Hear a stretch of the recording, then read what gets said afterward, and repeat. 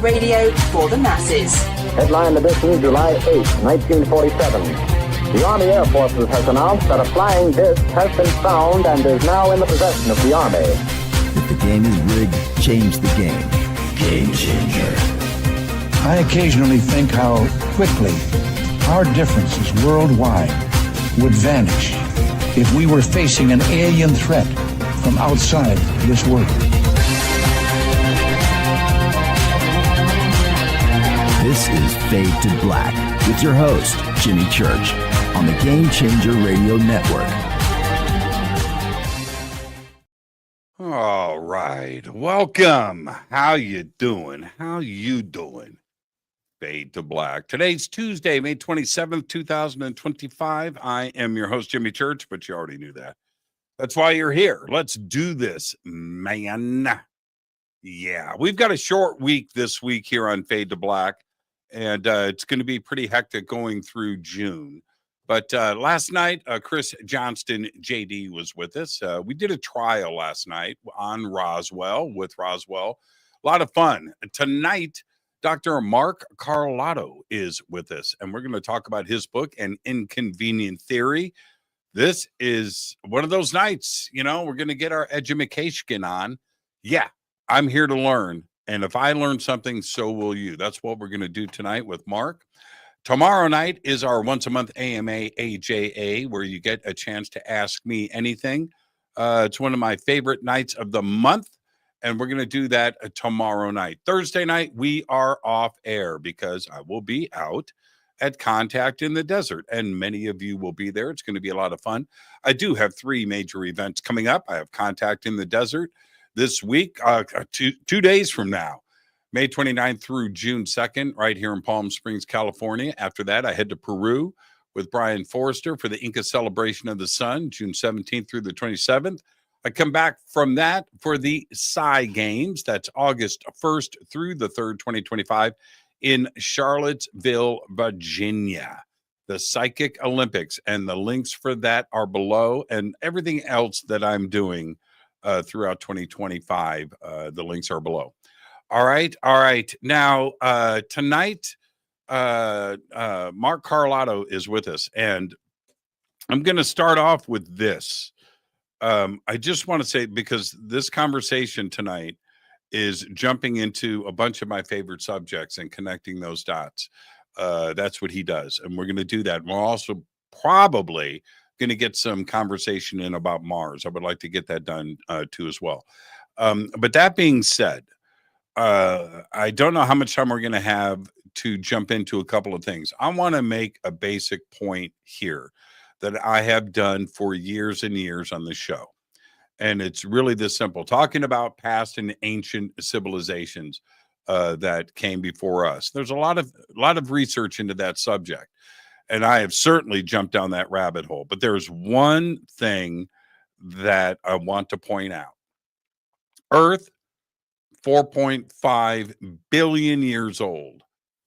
Life on Earth for about 3 billion years. Okay, after things kind of settled down, the atmosphere got straightened out, and lava flows started to recede. Anyway, so about 3 billion years. 3 billion years is a long time. Each billion being 1,000 million. Okay, years. It's a lot of years. It's a lot of time. So if you've got 3 billion here, like this, you got 3 billion years. And our current run of Homo sapiens sapien, guesstimates of around 200,000 years that Homo sapiens sapien has been here. All right. Now, if we back that up and we take that 2,000 years, let's just call it 1 million years, 200,000 years, 1 million years. Doesn't really matter.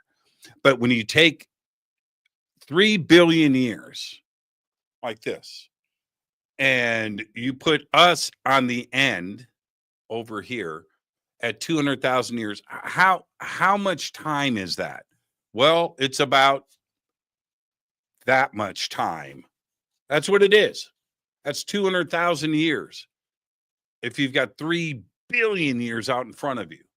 So you could take that 200,000 years and just pop it in anywhere in that timeline, and you could have an ancient civilization come and go. 1,000,000 years, 1,000,000 years. Remember, that's 3 1,000 millions stacked up. That's a lot of time. How many could have come and gone? I don't know. But we could end our run right here at any time, and we would have to reboot. So look at it that way. Everything, when you look at the cycles of everything, a hardy species lasting, the shark, 75 million years. You look at civilizations like Rome or ancient Egypt, 1,000 years, couple of thousand years, and come and go. The United States is 250 years old right now, and how long is this run going to go on? Right? Well, that's the way that I always look at it. So when you look at ancient sites around the world and look at the astronomy behind it and the possibility of alignments in cosmology, it tends to push back dates a long ways, right? And that's what Mark does. We're going to be doing all of that. That's what his book, An Inconvenient Theory, is all about. All right. Now, not only does he present in this book evidence that ancient sites align with former North Pole locations, pointing at ancient lost civilizations in the Ice Age and beyond, but all of this challenges mainstream views, and that's what I like to do. He's an engineer, he's a scientist, and he's the author with over 4 decades of experience in the aerospace industry, holds a Ph.D. in electrical engineering from Carnegie Mellon University, and has published numerous technical papers and books. And yes, UFOs, the face on Mars, and much more. I would like to welcome to Fade to Black, Dr. Mark Carlotto. Mark, good evening, young man. Hello. Nice to be here. It's great to have you here. If I read your entire bio, we'd have to go straight to a commercial break. It should be shortened. Yeah. Well, but see, that's the thing. I don't have a PhD. I just play one on TV, right? But you need to show all of that. You do. It's impressive, and the audience knows that I'm going to try to outsmart you, and they're going to watch us. They're going to watch us do this thing tonight. But I'm here to get my learn on. Well, a PhD is really it enables you to learn, and you said you're here to learn, and that's what my career has been all about. It's been learning, and it's been trying to figure stuff out. Like you said, trying to connect up all the breadcrumbs, and so see where it goes. Yeah. Let's do that. And also, you get the first time guest disclaimer. So let's get that out of the way. Right. And the next time you're on the show, you won't get it. But it's this, Mark. It's just you and I sitting on my couch having a conversation as friends. Where that conversation starts, it starts. Where it ends. But we're going to end as friends. Now, you have to accept so we can move on. I accept. This is where I'm. Thank you for that. I get frustrated with mainstream academia because they don't like to go off the road. They want to stay in their lane constantly and toe the line. I understand it's a funding environment and it's all of that. There's reasons for it. But I'm going to start with this. Punku is a very interesting site.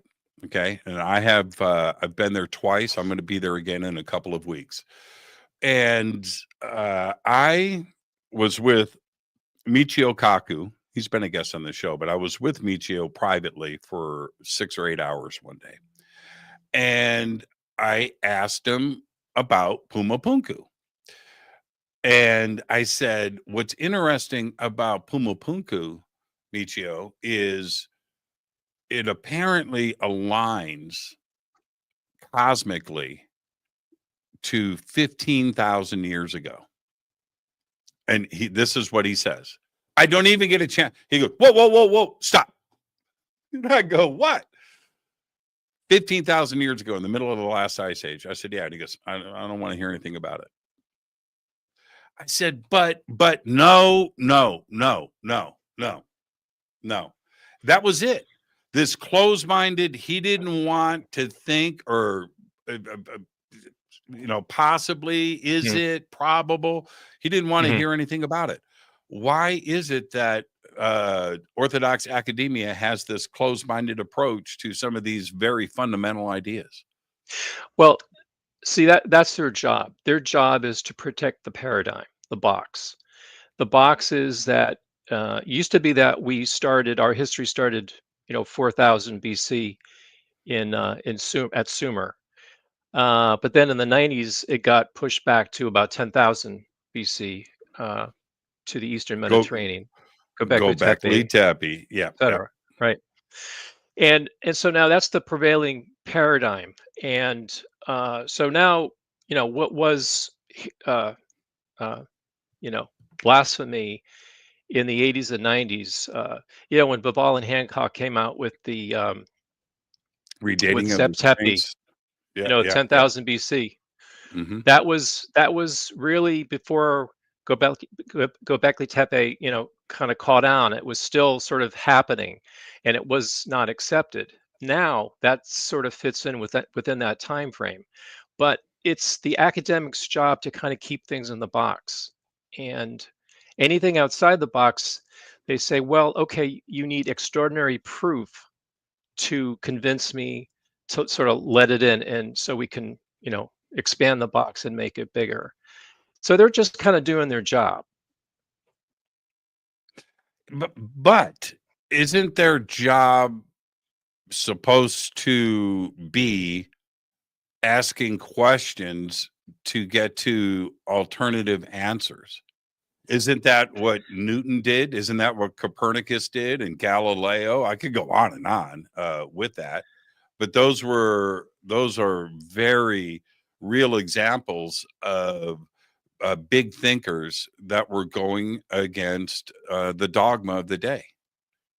It's funny. I just had a deja vu back about 40 years ago, 35, 40 years ago. I did a show with Nichelle Nichols. Remember Uhura from Star Trek? Mm-hmm. She had a show called Inside Space, and she asked me that exact question. And I said, I think my answer was something like, yeah, in a perfect world. But, the reality is that everything is politicized. And academia is no different than any other discipline. And there's tenure, there's reputation, there's ego. And so people, stake their reputation on a certain set of ideas. And when they're threatened, they react like an animal would. So it's kind of understandable. So you kind of have to approach it with, I don't know, some maybe patience, humility. I'm not sure. Maybe, I think a certain amount of dispassion. I think you have to put the ideas out there, and I don't try to sell anyone. I just try to put as much information out there so that people can make up their own minds. Otherwise, I just cut you off. No, but that's okay, since I already did, I might as well keep going, right? A few years ago, I presented Robert Schoch with an award on stage, and I've known Robert for a very long time. And as I gave him the award, I asked him a question. This, in front of a large audience. I said, Robert, along the way, did you ever feel like giving up? And he started to cry. He said, the attacks on me personally that went back and affected my family and those around me, it became unbearable. But I knew that the data was there and it supported what I was saying, but it was relentless. And so, yes, there were moments where I was like, I just can't take this. It's not worth it. but he decided to stick it out because of the data, and that was his job. Yeah. And that's exactly what goes on. Academia can be ruthless, can it? Yeah, I mean that was his job, right? He was a professor, and so he's sort of bringing the whole Sphinx controversy into that arena. Um, I have a day job. I'm an engineer. I work in the aerospace industry. I don't. My work has nothing to do with you know an Inconvenient Theory or Before Atlantis or any of the other books I've written. So there's a separation there, and I can approach it in the true spirit of the word of being an amateur for the love of the love of the science and the love of the exploration, the quest to find the truth. So, I consider myself an intellectual, but not an academic. Um, I Well, don't think any, you know what? I don't, What's I I don't, cut I you don't off think, I don't, again. so I'm just to finish the thought, I don't think anything significant will come out of academia because it's not, it's like I said, a few minutes ago, it's about protecting the paradigm. And it's going to take extraordinary evidence. And what I argue in this book is that the evidence is actually multidisciplinary, and there's not a lot of people doing that. Science is all about specialization. It's all about knowing everything about nothing. And because of your educational track, and in this case, electrical engineering and aerospace. Now, I don't know you, right? You don't know me, but somebody that is going down that road is about math, black and Mm. white, algorithms, and being fairly pragmatic and driven by numbers. And Well, that's it's not black and white when you bring statistics in. well, that's a whole that's another show for another And time and for like sure. Mark Twain and like Mark Yeah. Twain said, there's lies, damn lies, and statistics, and so there's a Yes. lot of gray area there. But it gives you a very special way to look at the data, doesn't it? Yeah, yeah, it does. So when in my intro to the show, let's start diving into this. The idea of an ancient civilization here before us, I think scares a lot of people. Not only academia, but I mean the world, right? The idea of Atlantis or a prior civilization is difficult for people to wrap their heads around. And ET or that conversation, I think that's a much easier subject for people to swallow. But the idea of past civilizations before us, that freaks people out, doesn't it? Really, it's funny. I feel the opposite.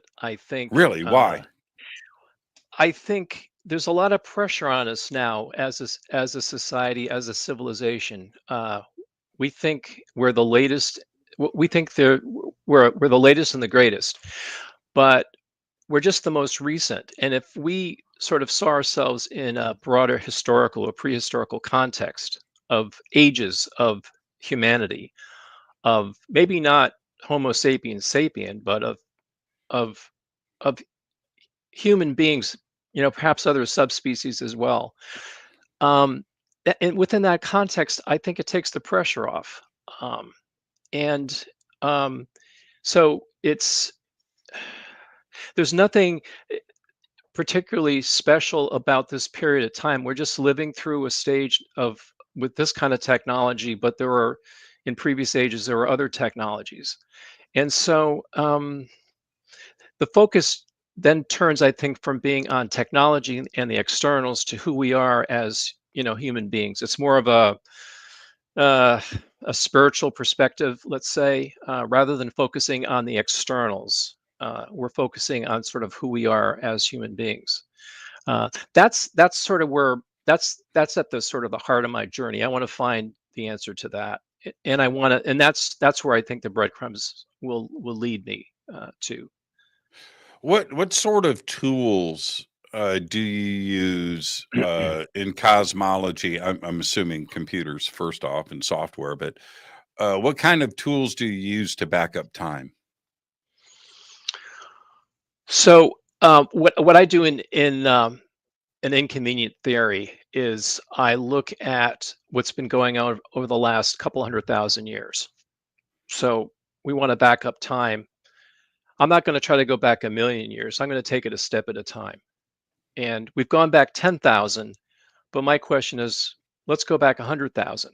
So, like I talked about in my first book before Atlantis, rather than try to find Atlantis, which is really problematic, let's try to see if we can find a broader context for it. And so for me, that's what's happened over the last 100,000 years, which was the last ice age. And the way we can understand that is by looking at what are called climate proxy data. In other words, global temperature, global sea level, carbon dioxide, magnetic field information, and correlate them and see how one was affecting the other. So my tools are statistics and sort of data science. So I don't have deep insight into the underlying physical processes, but I have sort of more of a systems theory or systems approach that I can look at different things as black boxes to try to understand how they interact. And that's really what I do in this book. In the first chapter, I look at the current climate models, and they basically show that they cannot. The current theory is that something called Milankovitch cycles, basically Earth's change in tilt and orbit around the sun and other factors, cause ice ages. And I show that that can't be. So without having a deep training and background in climate science, I can still show that statistically. I can show it mathematically.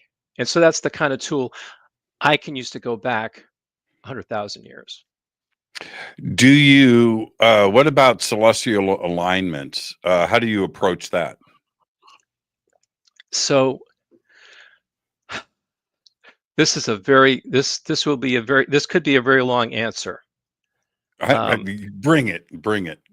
And I can break it up a little bit because you said you wanted to talk about Mars later on. It actually started on Mars.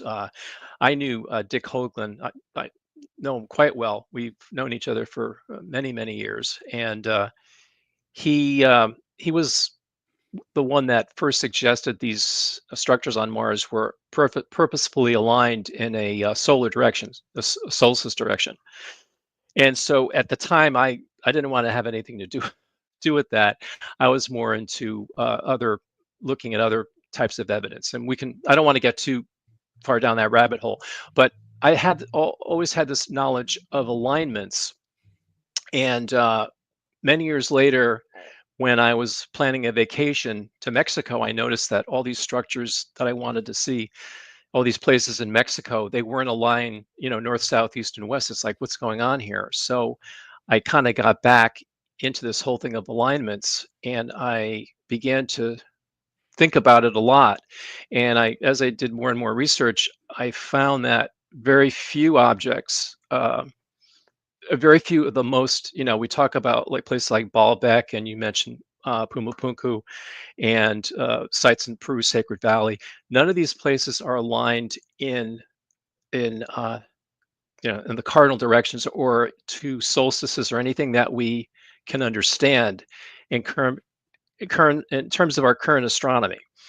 So I began to try to figure out, well, what else could they have been aligned to? So my tools there were actually were like spherical geometry, taking a site in Google Earth and putting a line through it, and doing that for other sites and seeing where all these lines intersected.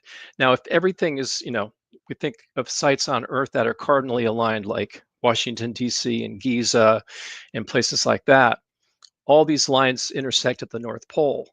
What I was finding was for all these other sites that could not be explained, they were intersecting at different locations. And it turns out that these locations were very close to places that Charles Hapgood had proposed were former positions in the North Pole. So my tools there were also mathematical, spherical geometry, trigonometry. Google Earth, I spent hundreds of hours drawing lines. I was obsessed for months doing this. It reminded me of a movie. I can't think of the name of it, where the characters, drawing connections with like thread between. I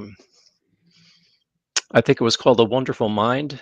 Was that the one I'm thinking of? Oh, yeah. He goes absolutely crazy. I felt like I was going out of my mind because I was actually finding that there was patterns here, and I was like, this can't be. But it turned out that all the sites, and I looked at hundreds of them, that could not be explained in terms of current alignments were aligned to these former poles. So that was sort of that was sort of the thing that got me started, with the whole pole shift theory. Because then once I started talking about that, people would be like, that's impossible. Geologists would say there's no evidence for pole shifts. They don't move that fast. They don't move that much. It can't, Well, they certainly got that wrong, didn't they? well, so it can't happen, therefore it doesn't. It was like there can't be a face on Mars, therefore there isn't.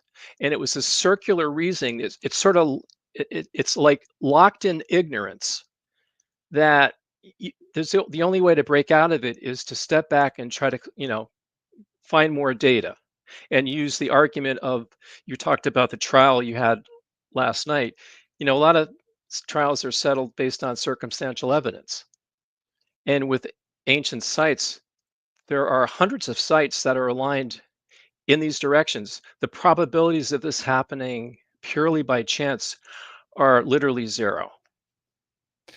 How do you propose, theorize that the ancients would do this alignment today? Because now, okay, let's back up for the audience. There's two different poles, and I think a lot of people immediately jump at, well, no, there's not two different poles. I said that wrong. You have a star alignment, and then you have the magnetic pole alignment. So there's two different things. So let's actually get into what those two are. As we discuss this throughout the night, everybody will better understand what we're talking about. That is a great question. I'm glad you asked that. Okay, so the geographic poles are the places where the Earth's spin axis goes through the crust, through the surface. So it's a point in the Arctic Ocean and another point down in Antarctica. The magnetic poles are moving quite a lot. They've always moved. They tend to move around the geographical pole. So those are the two types of poles. A lot of people, when I talk about pole shifts, they think, oh yeah, you're talking about the magnetic poles. But I'm really talking about the geographic poles changing position. And by that, I mean the actual crust of the Earth that we can go into, basically a simple model of the Earth. You have the core, you have the mantle, and you have the crust. The crust consists of plates. And this is the whole theory of plate tectonics, formerly continental drift, that the continents were once, one giant continent, Pangea, that split and moved apart, and it's still actually in motion over, time frames of millions of years. The idea in crustal displacement theory is that this whole shell, this whole collection of plates can slip over the mantle. And when that happens, the poles effectively shift. And Hapgood had actually come up with several previous locations that he believed explained climate change, certain climate changes during the ice ages, mass extinctions, these stories about the mammoths being flash frozen and so forth. How did that happen? So this is the basic idea here, is that the different ages, if you will, and there's been, according to the model that we're developing, there's been 4 of them over the last 100,000 years, has been the result, each age has been the result of the poles shifting and being in a different position. So in that position, like we do today, we build structures aligned to the cardinal directions, to solstices, to the extreme positions of the moon. There's a lot of lunar temples. We see the same pattern repeated for previous poles. So the same set of alignments, same distribution. You find reference to the Hudson Bay pole 20 plus thousand years ago, to a pole in the Norwegian Sea 45,000 years ago, to Greenland 75,000 years ago, and to the Bering Sea 120,000 years ago. So if you go back 120,000 years ago, you go to a place like Machu Picchu, and you look at these structures on the northwest side, the older megalithic structures, that archaeologists say were never completed. They would have been aligned cardinally to the Bering Sea pole, and based on that, the dating would be 125,000 years old. There's sites in Peru that are similarly aligned, but also sites that are aligned to solstices relative to that pole. And so this is a little hard to visualize. Wait, are you without suggesting PowerPoint. well, hold on. Yeah. Hold on. Pump the brakes there, kid. Let's back the car up. Are you suggesting that some of these sites in Peru are dates, just so I'm understanding, could date to 120,000 years ago? There was a Mexican archaeologist, Alfredo Gamaro, who theorized that there were three basic styles of construction. There's the sort of the coarse stone, which would be Inca construction. There's the vitrified stone, where these stones are put together without mortar, very tightly packed. And there's an even older architecture, which is structures being cut out of the living rock, as if the rock were made out of cheese, or it was soft. And you find in Peru, at Machu Picchu in particular, there are the lowest, in certain places, the lowest levels are this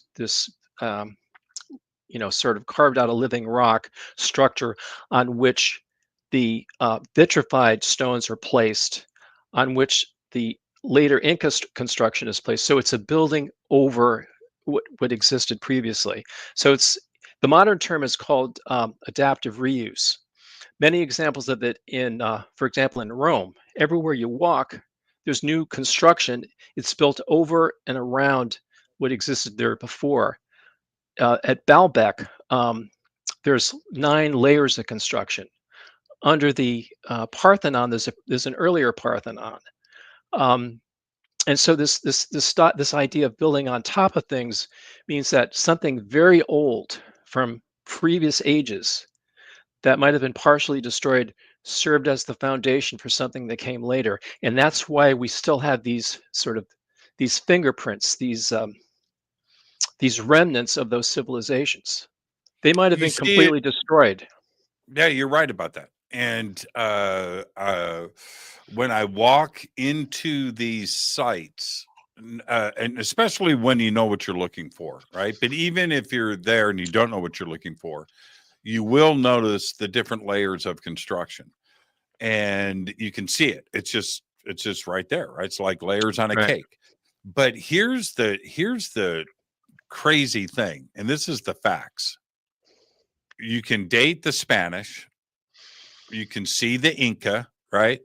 And then when you get to the big shit, right? When you get to the megalithic stage of all of these different sites is completely unknown.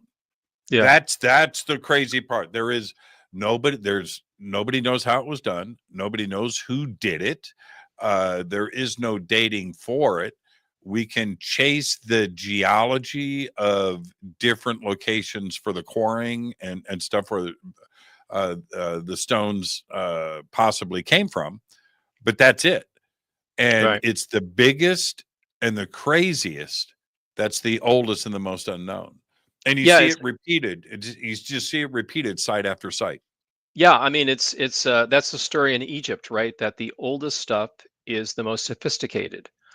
Um And you see it and layered. You see it in Egypt. You walk onto a temple site and you can see the different dynastic periods of the construction, right? But when you get to the base of everything, that's the biggest, the most beautiful, the most complex, and the most unknown.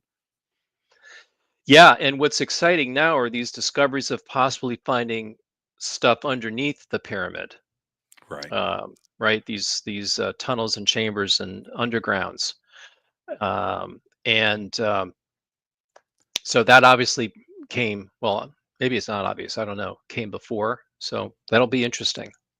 Well, let's go back to Machu Picchu is an interesting choice for a lot of different reasons. Ollantay Tambo is pretty interesting too, as well, and so is Sacsayhuaman and other sites throughout Peru. Pumapunku is a great example of this, but Machu Picchu is an interesting choice. So let's stay there because people are most familiar with that site.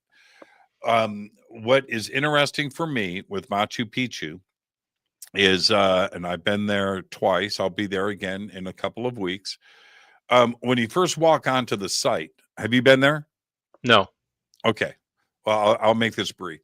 When you first enter and you're coming down, you got a really good view of the entire top, right? And you can see it. All right. It's very interesting because you can see the gabled roofs and you can see the construction, and it's very sophisticated. You can see the city planning for sure. You Hmm. can see it. But Hmm.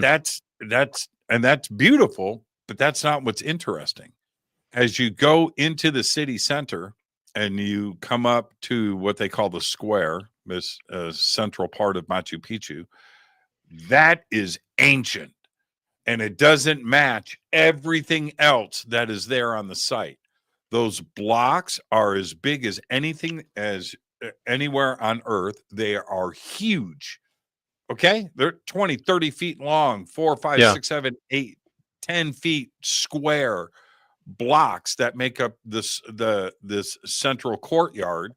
And then you go out next to it where these megalithic blocks form these 3 windows that overlook Yeah. the anyway. So you step back from this, Mark, and you just look around and it doesn't match. It's Right. not the same construction. And so, So so the Temple of the Three Windows that you just yeah. mentioned, Hmm. um, what's the significance of its alignment? Oh, I photographed it and I've stood in each one of those windows and looked Mhm. out. Now, I don't know. And the Well, reason it's like why I don't know, well, no, I because mean, now we're talking about huge spans of time. So mm, what I'm looking through now and today, there's no telling what they were aligning that up for back then, but it's very, very intentional. And these blocks are huge. So why do these 3 windows unless it was very, very important? yeah. So this is my favorite expression is "keep it simple, stupid." Um, you read a lot of archaeological texts, a lot of theories on alignments of Machu Picchu, of Teotihuacan. That's a classic. There's a whole bunch of sites in Mexico that are misaligned in a similar direction, and the archaeologists come up with all sorts of reasons for that. Well, it turns out that they would have been all cardinally aligned to the North Pole if the North Pole were in Hudson Bay, which would place their date at about, between 20 and 45,000 years old. So uh, pre-Aztec, modern historical uh, native, tribes in Mexico. And the same thing is true. So the the Temple of the Three Windows, that would have faced due east relative to the um, North Pole if the North Pole were in the Bering Sea. So what I'm saying is 130,000 years ago, these were aligned to the Bering Sea pole. That whole side of Machu Picchu would be cardinally aligned, north, south, east, west, and the Temple of Three Windows would face due east. Now I am going to let me pull this up. I'm going to show everybody what we are talking about. And let me remove this. This will just take a second. I love how you can do two things at once. I can't. It's smoke and mirrors. Trust me on this. But I'm doing the best that I can. Okay, so let's go here. This is what I want to show. And let's share this. Okay. All right. Is this up? Okay. So now let's well, that's a bad window. Okay. Let's see if I can change this. Did it just change? Yeah, there you go. Oh, Okay. that's good. Yeah. Mhm. So this is the Temple of the Three Windows that we are talking about here. Hold on, let me move this over. Why can't I move this window? Okay. Oh, it's changing. That's my bad. Okay. Now I've got to get there. It is. Okay. So as we look at this here, the three windows, and you can see me pointing out, these are obviously focused on something, but that's not, to me, that's not what's most important. This construction here, if you look up here, this is Inca up here, Mhm. right? Mhm. But as you come down here, these stones are massive. And look at the Right. construction and how the lentils are done. It doesn't Mhm. match the rest of the construction in Machu Picchu. And I would venture to say that when you look at the stones here, you're looking at something in the neighborhood of 10 to 50 tons each. And Mhm. the side stones, which let me back up. Okay, so you look over here on the right, that stone right there, that's probably 20 feet long. These aren't small stones. And you look at the rest of Machu Picchu, like what is up here, that's Inca, and you see this represented throughout. So when you bring up this 100,000 plus year alignment with something in, I think you said the Bering Sea, Yeah. this would make sense because this doesn't match the rest of the construction of Machu Picchu. Could you push the dating back that far? Certainly. But what were these three windows then looking at 150,000 years ago? They were looking And you they could, were looking they were looking due east. yeah, it's so interesting. And you can see I took pictures out of these windows, each one, each individual window, to just kind of see what they were looking at. Yeah. But it's fascinating to have that kind of construction up there that is that old. Right. Makes sense to me, man. So for an alignment like that, let's stay with Machu Picchu. How are they doing the alignment? What tools do they have to make the alignment? Well, if we can use Egypt as an example, there's a technique. It's called the Indian circle method. It involves really using a pole and basically observing the sun over the course of a year, and around the equinox. Um, there's certain I haven't thought about this in a few months, but basically using this Indian circle technique by making marks on the ground, you can determine east-west with a great deal of precision. In fact, the larger your baseline, the more accurate it is. So if you're planning a very small structure, a small foundation, and you do this technique, you get an accuracy that's, so much. But if you are doing a much larger structure, the accuracy is much better because it's a bigger baseline.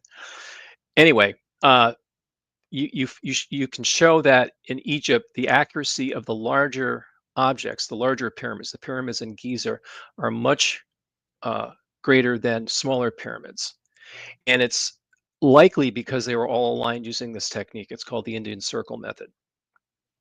It's probably, I would conjecture, hypothesize, I don't know what the right word is, guess that that other ancient people did it the same way. Basically, a solstice or a cardinal direction alignment, north, south, east, west, means that something is aligned to the equinox.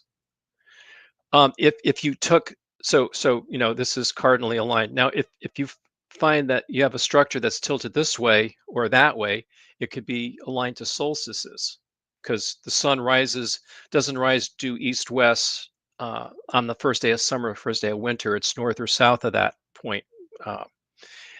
And there are similar sort of alignments that exist for the moon as well. And so these are just naked eye astronomy. You just observe the position of the sun or the moon, and you mark its extreme points on the horizon. And that's how you do it. How they did it with that level of accuracy, I don't know. But in Well, principle, how about a magnet? Well, what about a magnetic alignment? How was that pulled off? how is that pulled off? So the ancient Chinese, there's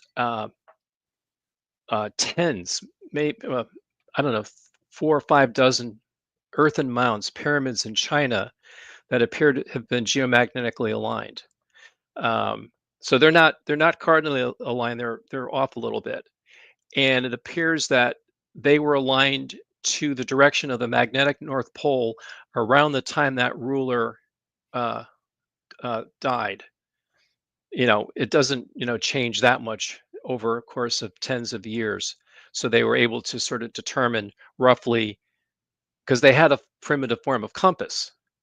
It's pretty well established that the Chinese were really the first to make use of a compass, not only for navigation, but also for this was under the sort of the general topic of feng shui, of aligning things in harmony with nature. And so they would use a compass to determine the direction of magnetic north, lay out the pyramid in that direction, and then Okay, so I could see that's them what you have. dropping something and floating it on water Mm. and making that happen. Okay, I can wrap my head around that.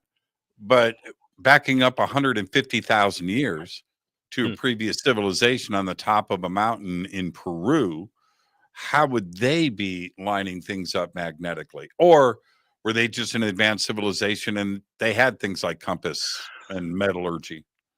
Yeah, well, the magnetic field models don't go back 100,000 years to that level of accuracy. The ones I'm familiar with go back. I keep doing that. Sorry, they go back 10, 20,000 years, and there's enough accuracy to sort of evaluate the possibility that the Chinese and maybe even the Olmecs in Mexico might have used a similar technique. Going back 100,000 years, I don't know if they used the magnetic pole. Well, what were they lining up to? What was the pole that was in the Bering Sea then? So 130,000 years ago, if the North Pole was in the Bering Sea, in other words, the spin axis, now instead of going through the Arctic Sea, it was going through a point north of the Aleutian Islands in the Bering Sea. And the South Pole was off. It was not in the Antarctica. It was like in the South Indian Ocean or something, I think. So the whole crust, the whole Got you. reference frame of the Earth is different now.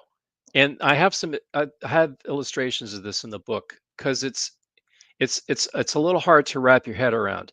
If you have a globe, I have a globe up here in the corner. If you were to take it off its mount and drill another hole in it, that would be the new spin axis. That's basically what I'm saying happened 4 times over the last 100,000 years. And the Bering Sea was the first, that happened 130,000 years, and then there were 3 others after that. And the alignment of Machu Picchu lines up with that. Yes. Now and just to give you a little bit of a perspective, so that would explain, say, a lot of the sites in Peru, a lot of sites in the Middle East, like Baalbek, the Western Wall in Jerusalem, are aligned to the Greenland pole. The Parthenon, the Acropolis in Athens, excuse me, is aligned to the Greenland pole. Baalbek has the largest monoliths in the world, 1,000-ton monoliths. They were, I don't know if you're into SpaceX, but they were just building their new orbital launch mount. It's 1,000 tons, and they're using two of the largest cranes in the world to lift this thing. A monolith at Baalbek is 1,000 tons, and they were using monoliths this size to build the ancient foundations of that temple or whatever the heck it was. And that was the lowest. That was the first level in the foundation. That's been 8 layers above that. So that attests to its great age. So back 75 to 130,000 years ago, because of its alignment to the Greenland pole, and I can explain later why, where these dates come from. The hypothesis is that's when the original site was built, and there's been levels, stages of construction on top of that. The most recent being the Roman construction, back 2,000, 3,000 years ago. Yeah, 2,000 years ago. And it's that would suggest, which I think that the evidence points this way, and I'm okay with this, but it would suggest the rise and fall of a very sophisticated civilization. I don't think it really points at anything else, does it? It's certainly not natural. This is a whole other thing that I've been spending a lot of time thinking about, because a lot of people, a lot of skeptics would say, well, where's the evidence of these other civilizations? Well, the obvious answer is it's these structures. But like the evidence for the pyramids, where there was a town and remnants of the artifacts of the people that built the pyramids, you don't find that for some of these other structures. You find nothing in Peru. I mean, because a lot of times these things are sitting on solid rock, and so what are you going to dig into? There's nothing below. It's hard to find that supporting context. So because of that, absence of evidence is not evidence of absence. And it's, I don't know, it's something I'm still giving a lot of thought to. My original premise was I didn't want this to be all about extraterrestrials. I didn't want to do Von Daniken, part 2. It's like, okay, let's just put the whole extraterrestrial thing aside. There's no Deus ex machina. Gods are not coming to save us, whatever. We're doing this ourselves. What can we sort of prove or show as being plausible based on just, things unfolding over human history? You talked about that at the top of the show. We've been around 300,000 years. That's 3 of these 100,000-year glacial cycles. But that's when the current glaciation started about 1 million years ago. But we've been around for, Homo sapiens have been around for about 3 million years ago. So, that's a lot of time. A lot of stuff could have happened. And so, I'm just trying to, what I'm saying is I've taken sort of a crawl before you walk, and let's look at the first 100,000 years, see what we can find out, and then maybe we can build out from that. It's I think it's a situation where the more that we look at this and are uncovering stuff, Gobeklet wasn't discovered until 1995, and that was a paradigm shift in all of academia. but Gobekli Tepe hasn't gotten the attention that it deserves because it upsets everything. Everything has to get rewritten if that is accepted, because of the dogma that turned into truth and fact about everything starting at 3000 BC in Sumer and ancient Egypt. And the academics of the world said constantly, show us something before 3000 BC and we can have a discussion. Well, they got that, but it wasn't before 3000 BC. It was 7, 8, 9,000 years before 3000 BC. And that simply wasn't, and it wasn't just evidence, it was elegant. Yeah, right? be careful. Go Be ahead. careful. Be careful what you ask for. So, Gobekli Tepe is, it's like amazing level of technology. Where did this come from? This is around the same time, all these domesticated varieties of wheat appear, and there's a lot of other anomalies. A lot of things just sort of turn up in that part of the world. And so I sort of make the same argument before Atlantis, that you need something, you need a prehistorical context to explain Gobekli Tepe, in the same way that provided a context for Sumer. Right. Right. It continuously goes backwards. It's like an onion, you keep going backwards. And I think it's possible that this onion is big. It's bigger than we think, and we've been around for a long time. When I hear academics say that Gobekli Tepe was just merely hunter-gatherers and it's just an anomaly, whatever, that's how they dismiss it. They don't want to discuss anything further.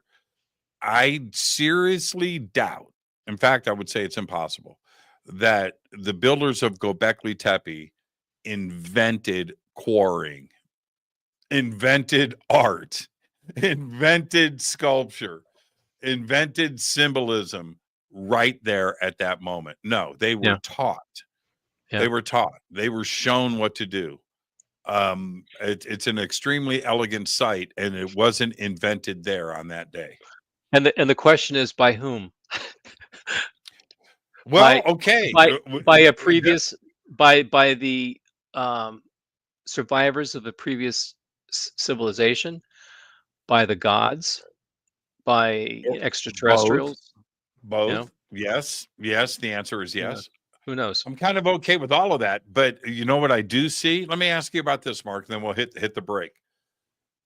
I have hypothesized that it came from the north. Everybody wants to talk about civilization coming out of Africa and coming out and going around. I think it came the other way. I think it came from the north and Siberia, all the way down through the Middle East, down through Egypt and across and out. You can trace so many megalithic ideas and stuff and construction that came from that direction and down. And it's the opposite of what everybody else thinks, but I'm kind of sticking to it. Gobekli Tepe is way north of Giza. It's way north of Mesopotamia. And if you just follow that up and you keep going north, you go all the way into Siberia with this. We didn't even know about Denisovan until last week. Yeah, we can talk about that too. That's also, that may play into this timeline as well. I totally agree. Stay right there. Our guest tonight, Dr. Mark Carlotto. I am your host, Jimmy Church. Tonight, we're talking about the ancient stuff and sites around the world that may be aligning with pole locations and other cosmology throughout our ancient history and past civilizations. All of that and much more when we come back after this short break. Stay with us.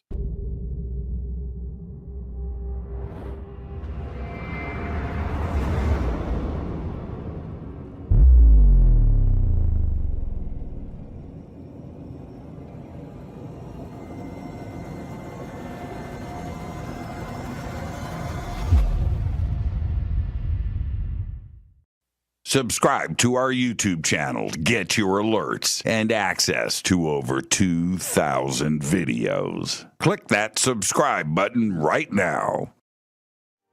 Go to jimmychurchradio.com and get the Fade to Black official podcast. 2,000 episodes, all of them commercial free for just $2 a month.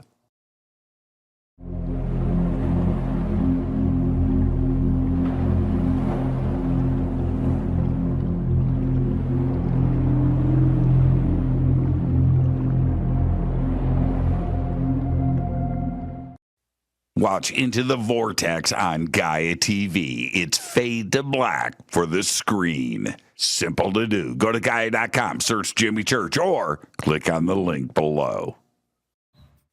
Follow Fade to Black on Twitter at JChurchRadio. Get all of the show updates every single day. It's now called X, but who cares? How you doing? Jimmy Church here. Special announcement. Get your Fade to Black t-shirts. That's right. Help support the show. Help support everything that we do over here. We've got 2 t-shirts. We've got 2 ways to get them. Get your Fade to Black t-shirt today. Gobeklet Tepe. Go to jimmychurchradio.com and become a Fadernaut. Get a membership. That's right. Everything is commercial free. You have access to downloads, and you get to call yourself a Fadernaut.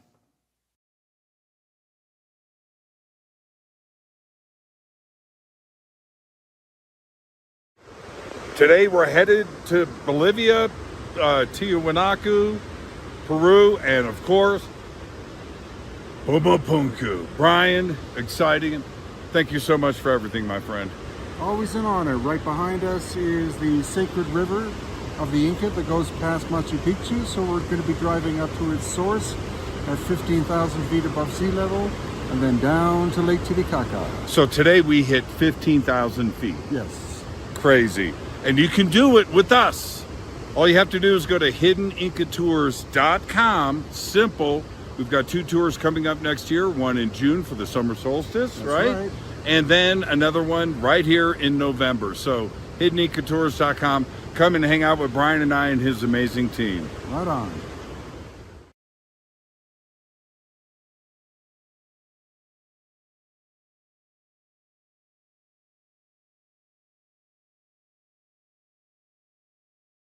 River Moon Coffee, makers of the Fade to Black blend. Truly the best coffee on planet Earth. Just visit rivermoonwellness.com or their Amazon store. It's all simple to do. You can check out the Fade to Black blend, the Game Changer blend, or any of their Black Moon Wellness products. It's the only coffee I drink.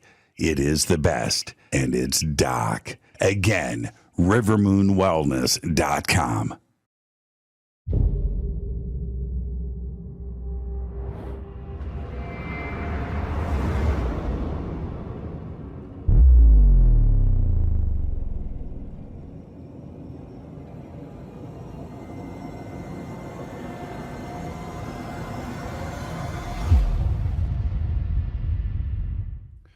Welcome back. Fade to Black. I am your host, Jimmy Church. Our guest tonight, Dr. Mark Carlotto, is with us.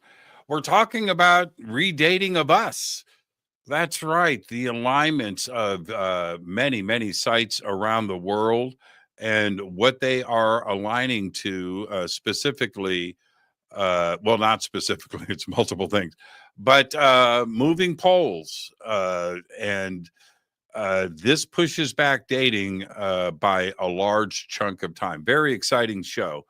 And Mark, Charles Hapgood, man, okay, he didn't have an easy go of it, did he? No, I mean he died, got hit by a car at the end. But he was an educator, and he I think a role model for what a scientist should be, what he should do. He got students involved, and they came up with some really interesting information about the ancient maps, and collected a lot of, examined a lot of climate data, stuff that I've continued it got me started in a colleague of mine, Mark Gaffney, who did some early dating. We were talking about dating of these poles. It's all based on work that Hapgood started. So really important stuff. He stuck to it. He could have Yeah. tapped out many times. His research wasn't accepted for a very long time. It was completely dismissed, wasn't it?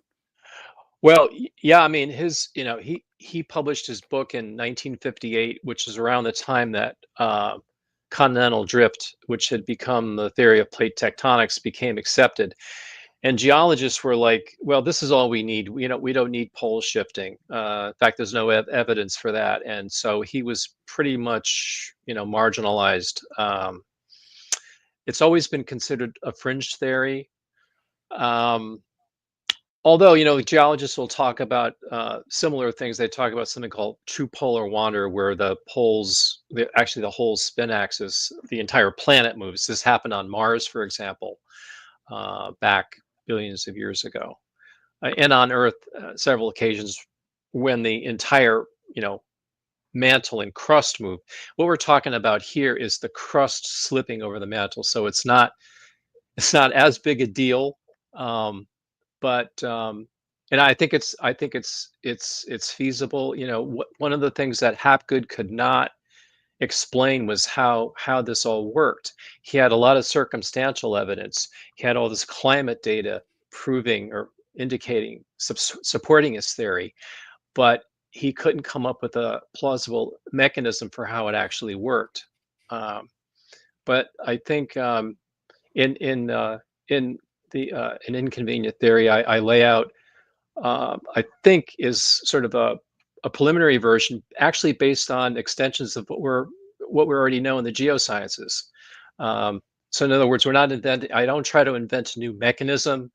I'm not saying it's some crazy thing. It's like there's already some processes, and it's actually the pull of the moon, the same pull that changes, that moves Earth's oceans and causes the tides, can actually move the crust under certain circumstances.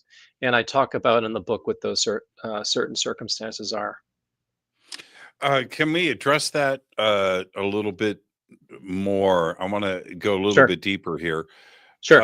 With a crustal shift, I would only assume that it's catastrophic. The whole Earth is shaking, right? That's what everyone thinks. It's called, in fact, if you look in Wikipedia, it's called catastrophic pole shift hypothesis. Yes.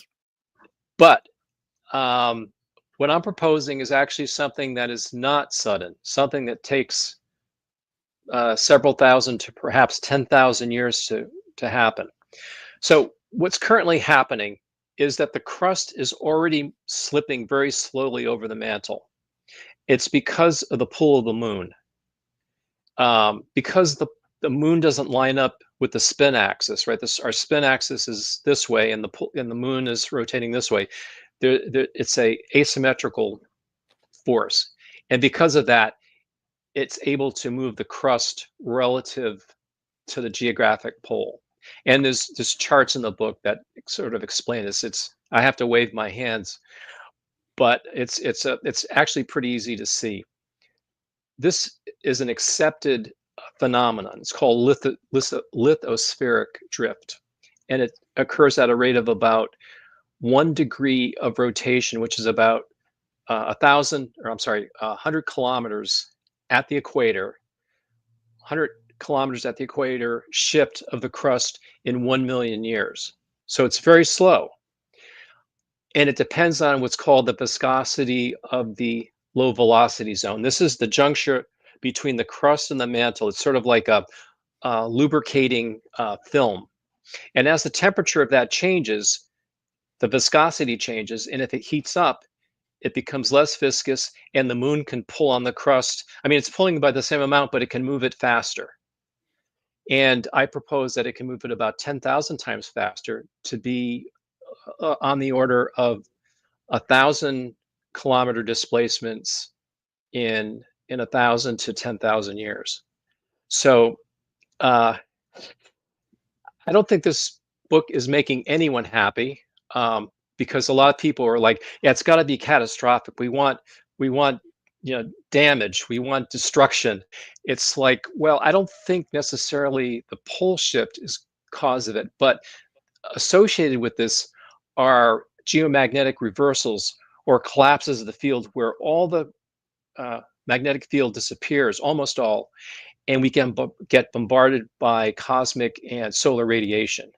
And I explain in the book how it's likely that places like Derinkuyu and a lot of the underground cities in Anatolia in Turkey could have been built as shelter from this radiation.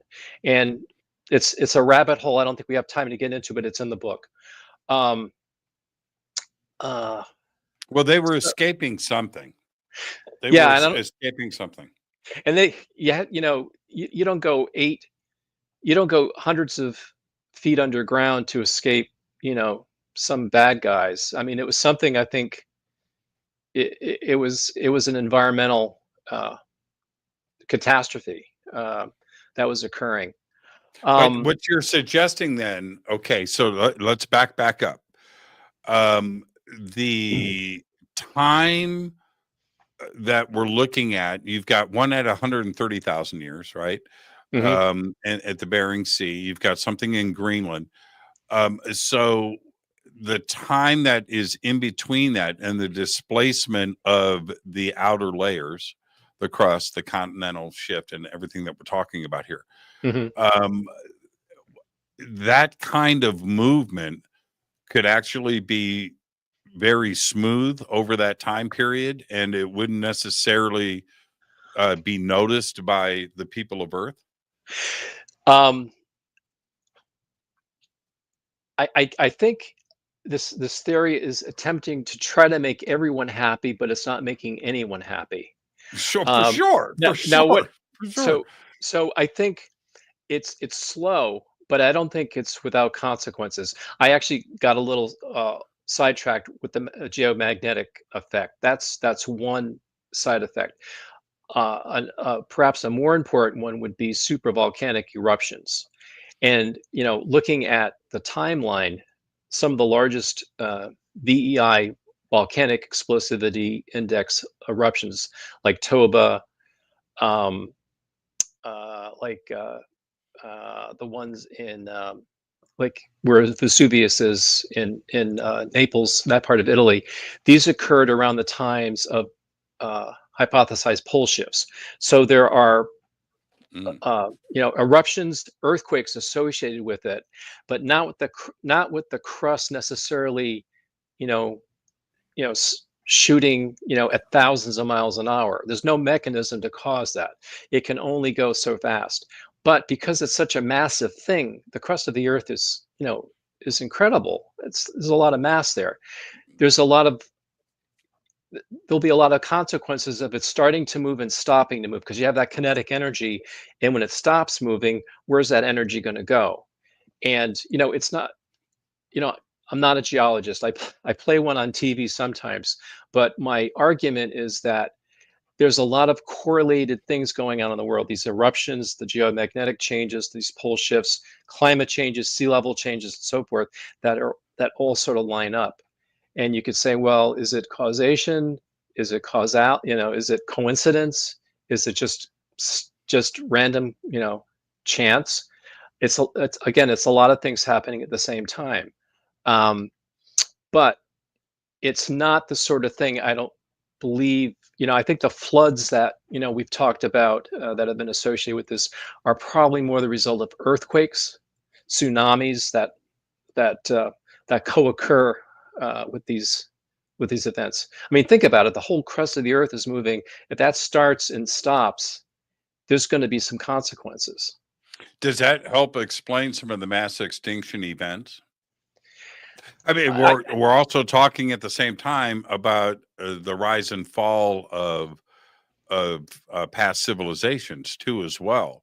So, is that the causality of a rise and fall of another civilization before us? so yeah, I think so. I think the extinctions are a direct consequence of climate zones changing, because the climate zones shift as the pole shifts, climate zones shifts. So like right now, like Mexico, Teotihuacan has a dry, arid climate, but it appears to have been aligned to the Hudson Bay Pole. If the North Pole were in Hudson Bay, that part of Mexico would be in a temperate climate zone, and it would have a much wetter climate. And a lot of the iconography at Teotihuacan is of water, water goddess. And so that explains why perhaps at that time when it was built, climate conditions were different. The woolly mammoth, if you look at the distribution of sites of finds where they found fossils and other remnants of the woolly mammoth, they go from above the Arctic Circle down to Mexico. How do you explain that? A lot of times it'll be, well, they just became more adapted to the climate. But a simpler explanation is that if the climate zones were different, and in fact, if the pole was in Hudson Bay, that whole area from the Arctic Circle now down in Mexico would have been in a temperate climate zone relative to Hudson Bay, because the climate zones are different. So I go through this in the book. Basically, the crustal shifts, the pole shifts, and the changes in climate zones explain all the climate anomalies in the last 100,000 years that I've looked at. Does that include the Sahara Desert and the Giza Plateau and the Yeah. Nile River Valley? Yeah, and it also explains how England, the UK, had an Arctic climate. What was it, like 50,000 years ago? But 100,000 years ago, it had a subtropical climate with hippopotamus swimming in the Thames. How do you get that level of climate change? And that's documented. There's bone cave data.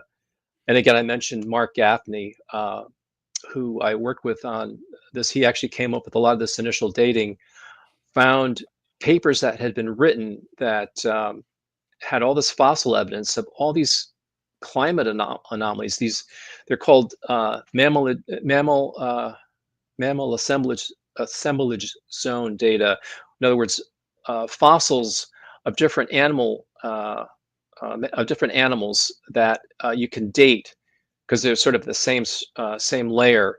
And he was able to show, based on this previous work done by these other scientists, that that these samples were over the Pleistocene, over the last 100,000 years, and they showed just radical changes in climate in the UK. And it's like, how could you explain that? You could explain it or see, like how 50 million years ago the climate was different, but 50 or 100,000 years ago, the Earth's CO2. I mean, back 50 million years ago, CO2 levels were higher and Earth was a warmer place. But that wasn't the case to that extent, 50 or 100,000 years ago. And so there's all these climate anomalies that the shifting the poles and the climate zones explain very well. Yeah, the valley outside of the Lascaux caves in France had everything in that valley as far as species go: rhinoceros, hippopotamus. And that was France 50,000 years ago. Because that would have been in the subtropical climate zone. Right. Now a lot of times the climate scientists will say, or paleontologists will say, well, this was during one of the interglacial periods, meaning there was a time when there was some ice sheet retreat. But how do you explain, by the ice just simply retreating, the climate going from Arctic or basically polar zone to subtropical? That change in latitude you can explain with a pole shift, but you can't. There are ancient, back to your point, there are ancient historians, more than one, by the way, that documented thousands of years ago the stars were shaking and you go, and now what is it that they were seeing? Yeah. And was it the earth that was shaking, or was it something else that was going on? Was it some kind of space or cosmic event that was happening?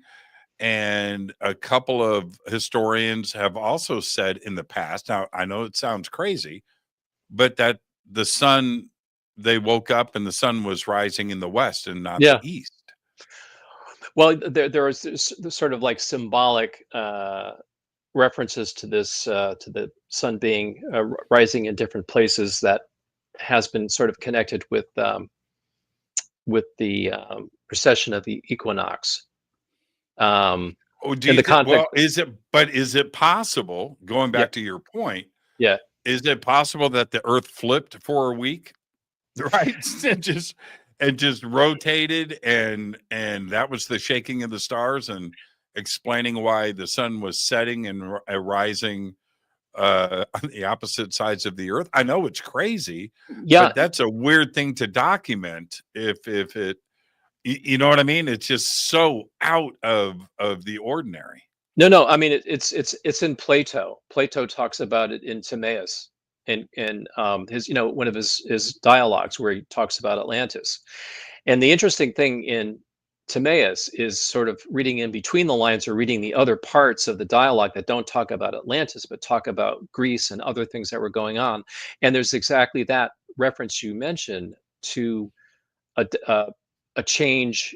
I forget the exact quote, but basically something happening. So you were almost seeing the sun rising in the wrong place, which suggests a much more rapid pole shift. So, and I've actually had people writing me last couple of days about this. It's like, how can these pole shifts had to have been catastrophic? How can you say they're taking 1,000 years or 10,000 years?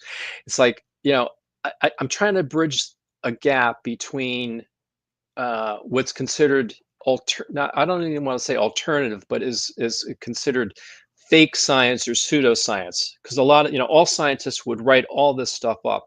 I'm just trying to connect this with in the beginning of some sort of a basic plausible scientific theory. I don't think I don't think this is the final answer. It's a process, right? I mean, science is a Hmm. process. So if if at least I can make the claim that this mechanism is plausible, then maybe some scientists will say, I don't know, let me look into it further. And that's how we'll get progress. It's just a start, Jimmy. I mean, I don't have all the answers, but I think this is the right direction. Do you think? Okay, let's get. Can we go to Crazy Town for a second? I like Crazy Town. Can we go to Crazy Town? Well, we've been in Crazy Town, haven't we? Yeah. Okay. Yeah. So, actually, we've been in the safe zone. Yeah. Do you think Antarctica moved to where it is now? And second part to the question: do you think that if the ice continues to melt, would you be surprised if we find a ginormous uh, city complex underneath the ice that is millions of years old? So, uh, Eastern Antarctica, uh, when the pole was in Hudson Bay 20,000 years ago, was outside of the polar zone. And there's a lot of evidence, scientific evidence, that it was not ice covered. So I would be surprised if we didn't find something under the ice. I think it's totally plausible. How long for? Okay, this is where my mind goes into the dark places.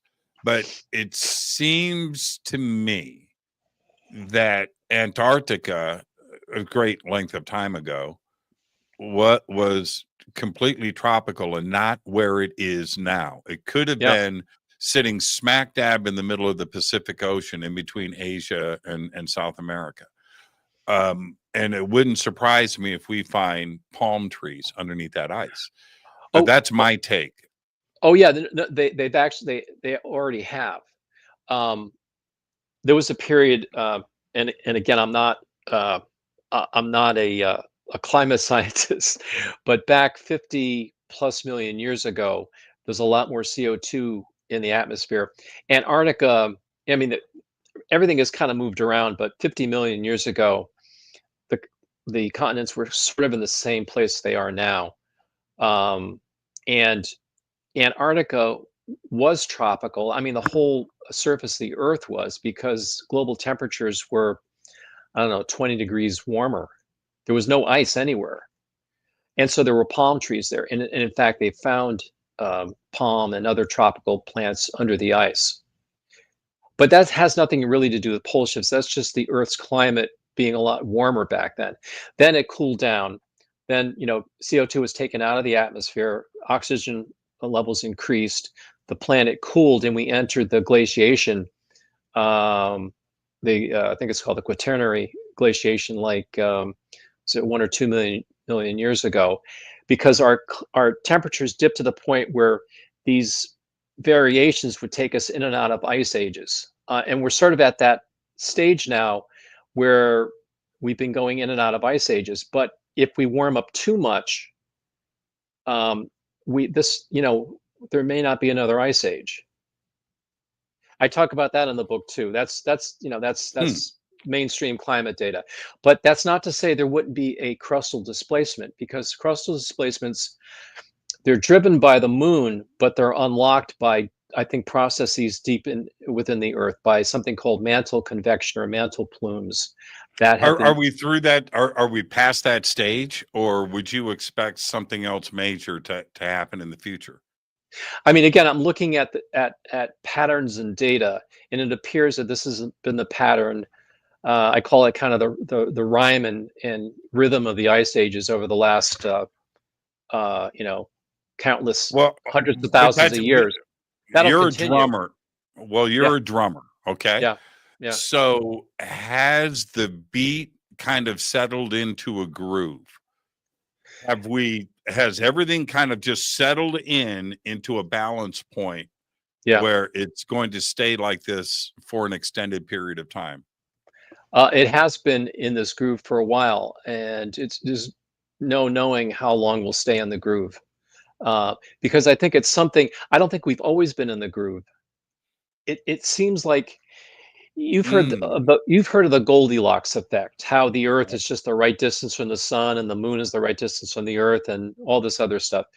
It almost seems that over the last 300,000 years, we've been living in sort of the perfect time on Earth, where it hasn't been too hot, too cold, and we're experiencing these fluctuations that we call ice ages. And whether it's by design, and this is where it starts getting weird, whether it's by design or whatever, these ice ages sort of like are reboots, or it's like the Etch-a-Sketch. You draw something, then you turn it over and you erase it and you start again. And we don't remember. Hancock talks about we're a species with amnesia. Well, it could be because of these cataclysms that occur every 20, 30, 40,000 years. These are the subcycles in the 100,000 year, roughly, glacial cycle.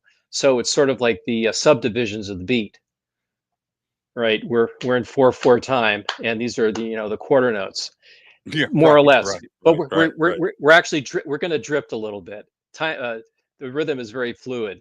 We got a polyrhythm coming up. Yeah, maybe. Yeah. If we back up, and this is my confusion, was the Earth at one point, all of the land masses, everything, Greenland, both Arctics, all the continents, was all of it one piece at one time?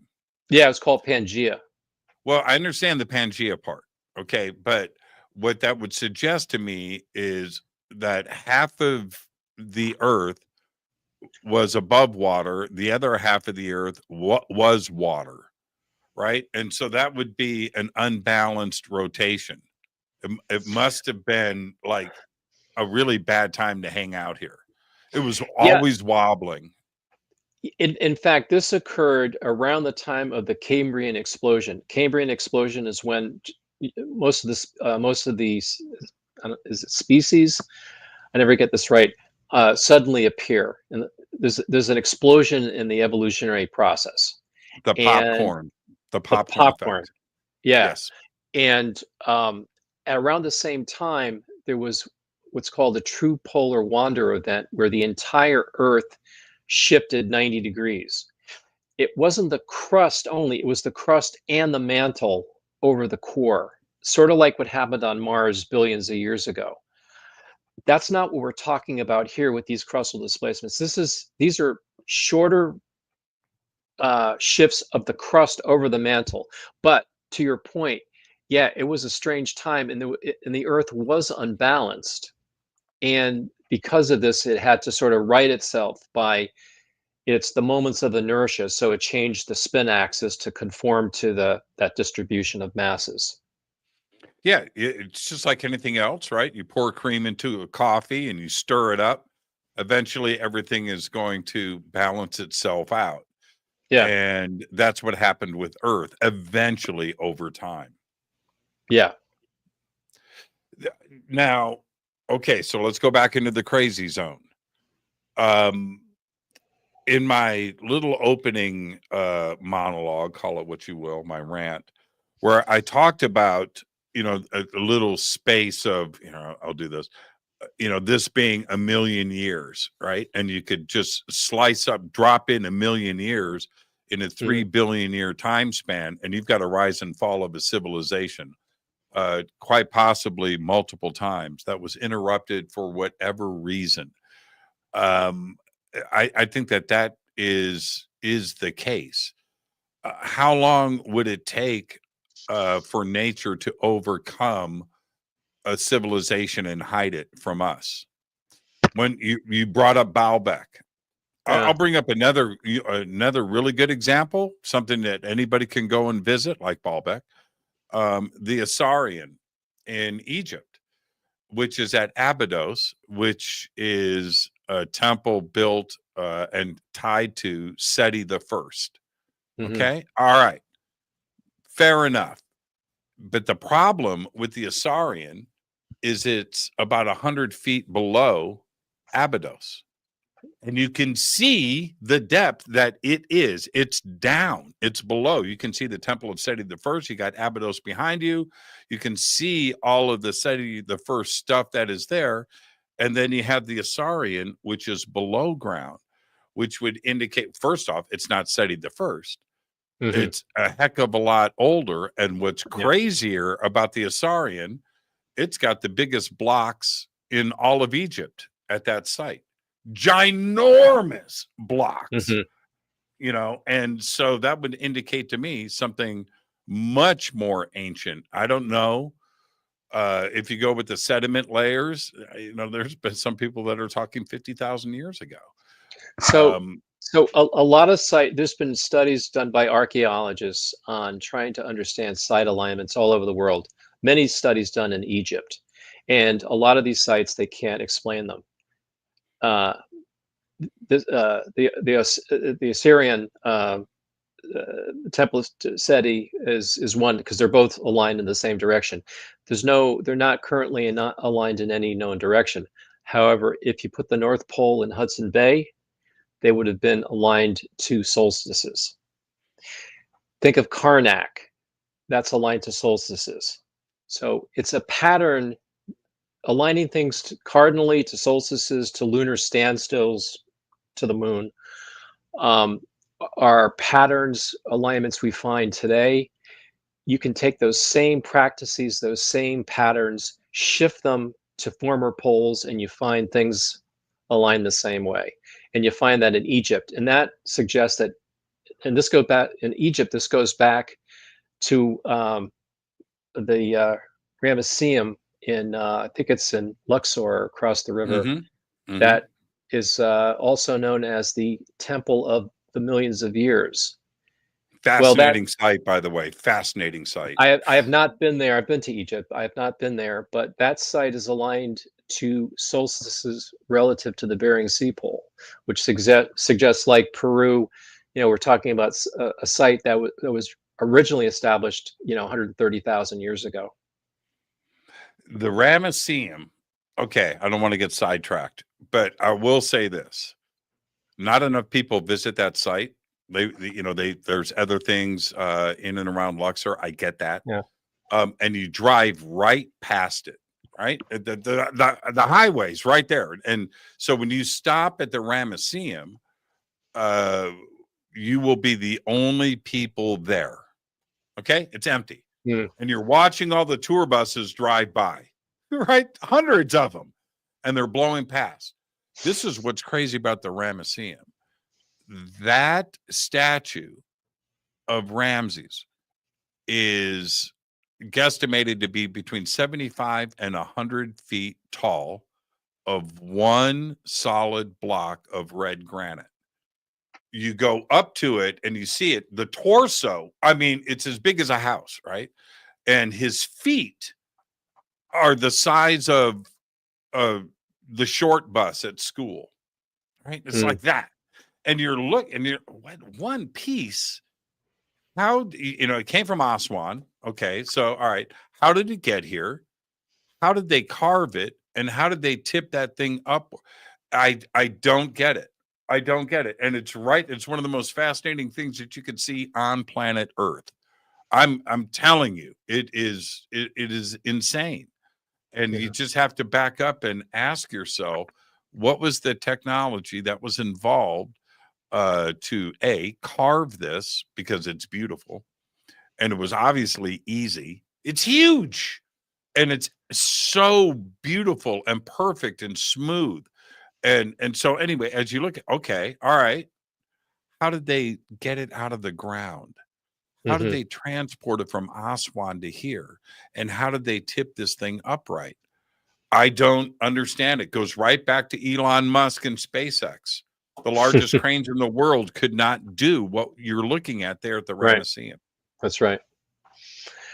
And if it doesn't do anything else, but by pushing back, if the pole shifted pole model does anything, if it can push back the timeline an order of magnitude from, say, 10 to 100,000 years, it says that, hey, look, stop trying to figure out how the Egyptians did this with Bronze Age tools. Forget it. You're wasting your time. People are still doing that, right? They're still Egyptologists are still trying to explain how, the Egyptians were able to do these things with the tools they had at the time. It's impossible.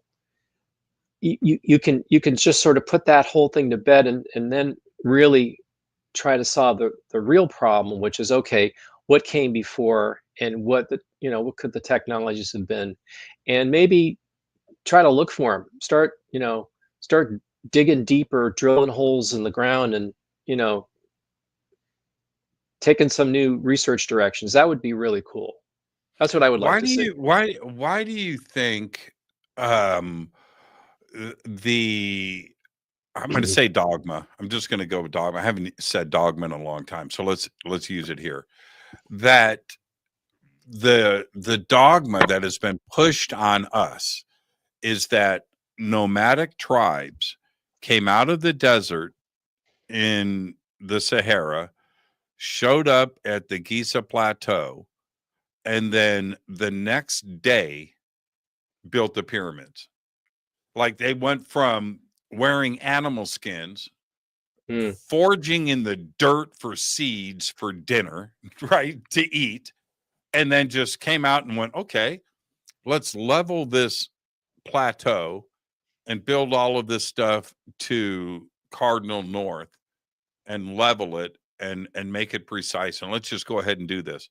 Let's start bringing up 100-ton granite stones 500 miles away from Aswan. Let's transport those in here too as well. Let's go ahead.